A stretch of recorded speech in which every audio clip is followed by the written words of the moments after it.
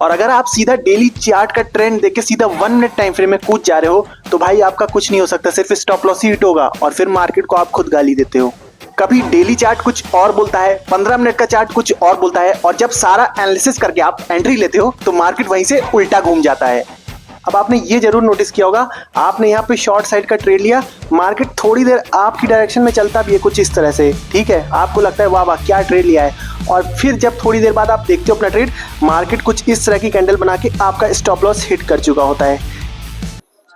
Trading में सबसे बड़ी प्रॉब्लम क्या है पता है आपको? आप चाहे जितना सीख लो, support and resistance, chart pattern या फिर इंडिकेटर्स, आपकी एंट्री कहीं ना कहीं गलत पड़ी जाती है। और सबसे बड़ी गलती होती है मल्टी टाइम फ्रेम को एनालाइज करने में। कभी डेली चार्ट कुछ और बोलता है, 15 मिनट का चार्ट कुछ और बोलता है, और जब सारा एनालिसिस करके आप एंट्री लेते हो तो मार्केट वहीं से उल्टा घूम जाता है। आज मैं आपको इस वीडियो में बताऊंगा 3 डेडली मिस्टेक जो 90% ट्रेडर्स कर रहे हैं मल्टी टाइम फ्रेम एनालिसिस करने में। और अगर आपने इन तीनों मिस्टेक को एकदम सही कर लिया तो आपको क्लियर हो जाएगा कब आपको कौन सा चार्ट यूज करना है। तो वीडियो को बिना स्किप किए पूरा देखिएगा। चलिए शुरू करते हैं। सबसे पहली डेडली मिस्टेक है रॉन्ग टाइम फ्रेम कॉम्बिनेशन का यूज करना।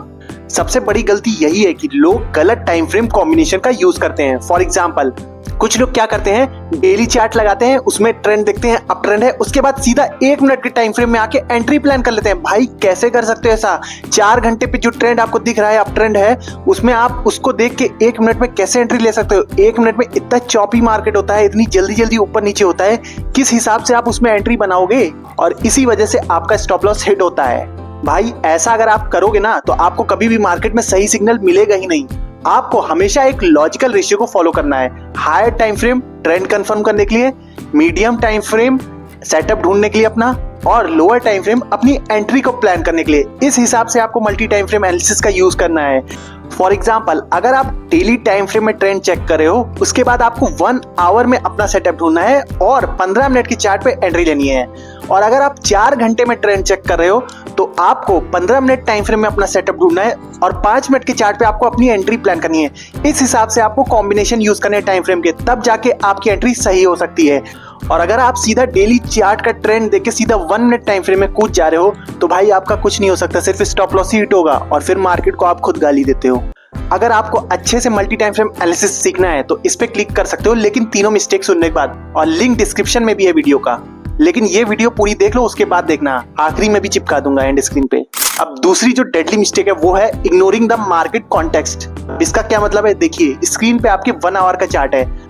अब बहुत सारे लोग क्या करते हैं, 1 आवर का चार्ट देखते हैं ट्रेंड एनालाइज करने के लिए, ठीक है, तो वो क्या करते हैं, सिर्फ देख लेते हैं मार्केट यहाँ पे उनको डाउन ट्रेंड में दिख रहा है बस, और कुछ एनालिसिस नहीं करते, बस ये देख लें मार्केट डाउन ट्रेंड में, ठीक है, और वो सीधा जाके अपनी एंट्री प्लान कर लेते हैं। जिस भी छोटे टाइम फ्रेम में वो एंट्री प्लान करते हो, 5 मिनट 1 मिनट जिसमें भी, वो सीधा एंट्री प्लान कर लेते हैं। अब गलती यहीं पे हो जाती है।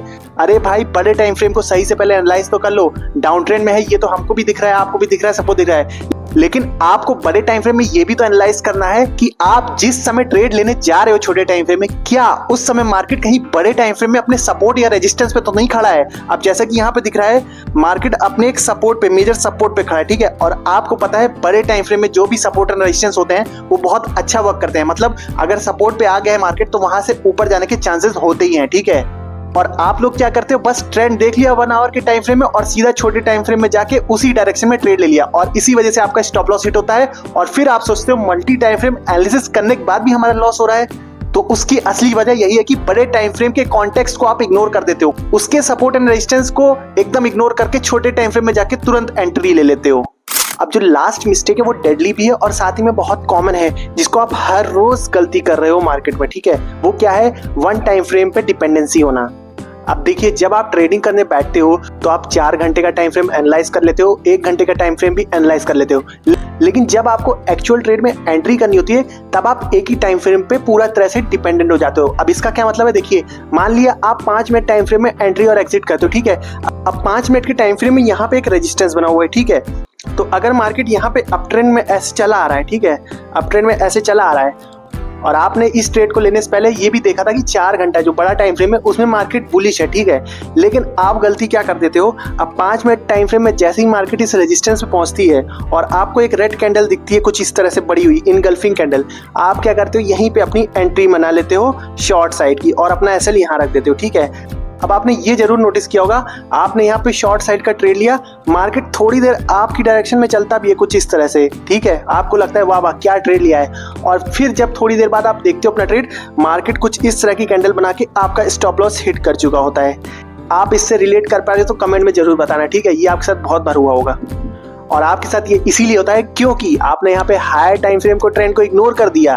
देखो भाई, अगर आप हायर टाइम फ्रेम के ट्रेंड के हिसाब से ट्रेड लेते हैं, मतलब अप ट्रेंड का, तो उसमें बहुत ज्यादा चांसेस है कि आपके 10 में से 8 ट्रेड वो हो सकता है टारगेट हिट कर दें। लेकिन अगर आप जो बड़े टाइम फ्रेम का ट्रेंड है उसके अगेंस्ट में ट्रेड लोगे ना, तो हो सकता है आपके 2 ट्रेड प्रॉफिट में चले जाएं, लेकिन बाकी के 8 ट्रेड के ना स्टॉप लॉस हिट होने के चांसेस बहुत ज्यादा हैं। तो इसीलिए हमेशा जो हायर टाइम फ्रेम का ट्रेंड है उसी डायरेक्शन में ट्रेड लो, लेकिन मल्टी टाइम फ्रेम एनालिसिस को अच्छे से सीख लो। अगर नहीं सीखा है तो इस वीडियो पे क्लिक करके देख लो।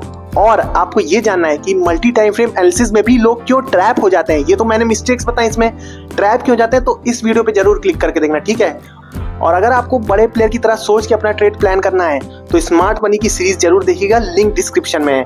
अगर आपको ये वीडियो अच्छा लगा तो लाइक जरूर करना, चैनल को सब्सक्राइब कर देना। मिलते हैं नेक्स्ट वीडियो में, तब तक के लिए जय हिंद।